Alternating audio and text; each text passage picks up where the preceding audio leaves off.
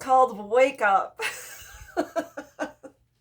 And I want to say to anyone who asked this question, this one specific question you hear people ask when they are related to someone that is an alcoholic, a drug addict, someone who is selling themselves for drugs, someone who is choosing a lifestyle that you know is not good for them.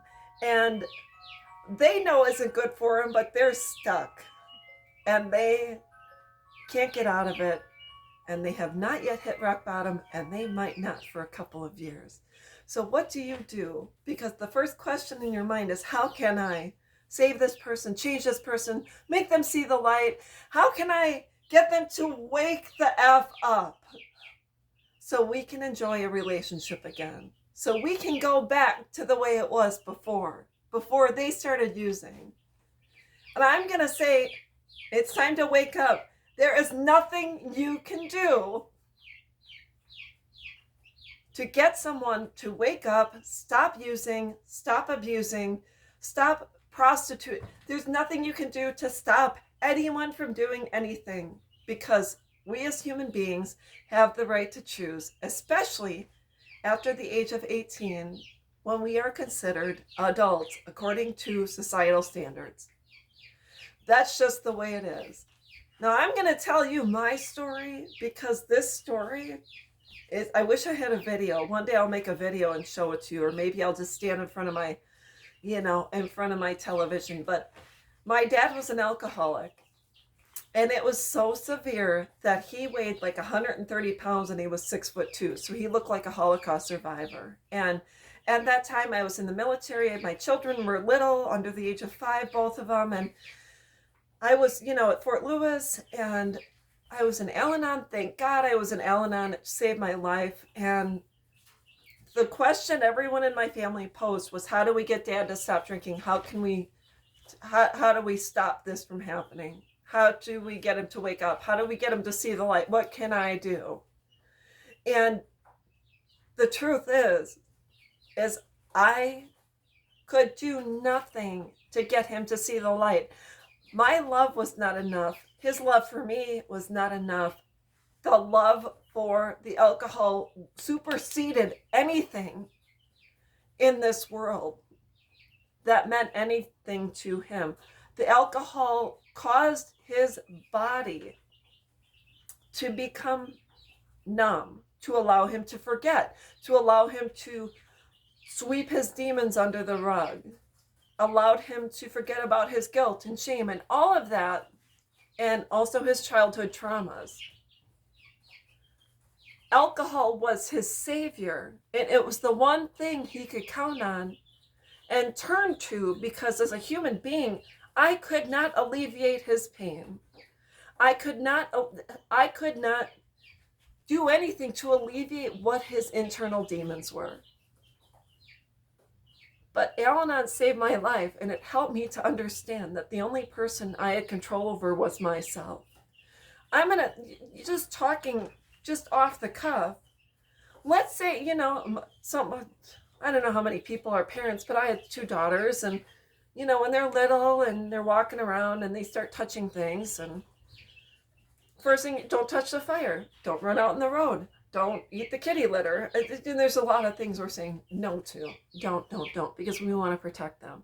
But we know how stubborn certain toddlers are. They challenge us. When you tell them, don't eat the kitty food, what do? They go eat the kitty food. So we already know that human beings innately have the right to make their own choices. And as a baby, there's a consequence. You pick them up and put them in timeout, or whatever the case is, move the bowl, I don't know. But when you are an adult, we can't give adults consequences.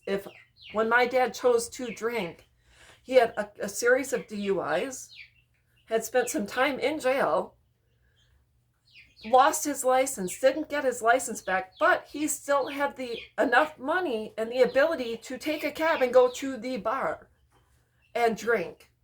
I can't I don't get paid to babysit someone who's an alcoholic or a drug addict. I just didn't. I had my own family. What am I supposed to do? So the best thing I learned how to do was to set. I went to Al-Anon, learned how to set boundaries, and I started to say no to my family. Oh, you got to come and save him. I can't save him. You have to tell him to stop. I can't tell him to stop. He's a grown man making choices that are detrimental to his health to the point of almost dying. And there was nothing I could do to stop him from making those choices. Well, how do I get my kids back? How can I get my son to return my call? How can I get my mom to leave this alone? How can I get so-and-so to stop, to cease, to withdraw, whatever.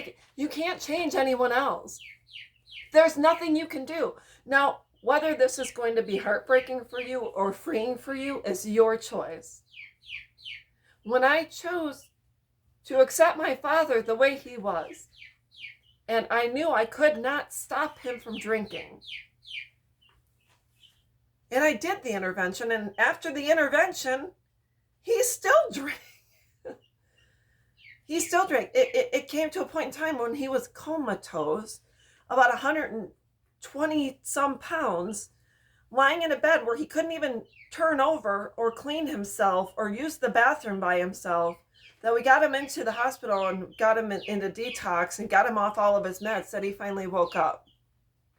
And he finally stopped drinking, and he didn't drink again. I'm not saying this happens with everyone, but I'm just saying the sooner we can accept the fact we don't have control over anyone but ourselves, and the best thing we can do is raise our children and nurture them and love them and hope one day when they leave that they can stand on their own 2 feet and they have street smarts and they're able to survive and make good decisions. And even if they don't make good decisions, that's on them. That's just the way it is. So I'm just saying, we have to release our expectations regarding what we want someone else to do.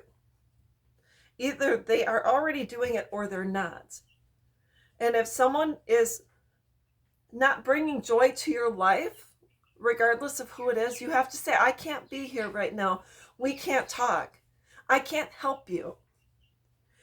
But, there is a but.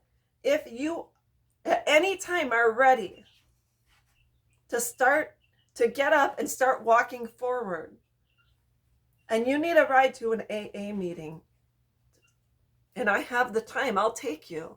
If you want to go talk to the doctor, if you need a ride to detox, if you need a safe place to stay, if they're safe, then you can stay with me. You can only do what is in your realm and what is in your control, and you have the right to say no. So that's all I have to say is know that we have no control over anyone but ourselves. If we have children, we do have the right to instill values, instill discipline, give them healthy boundaries, and hope that what we teach them sticks with them. And then along the way, they're going to change their ideas of what they want to do with their own children and what they want to do in their own lives.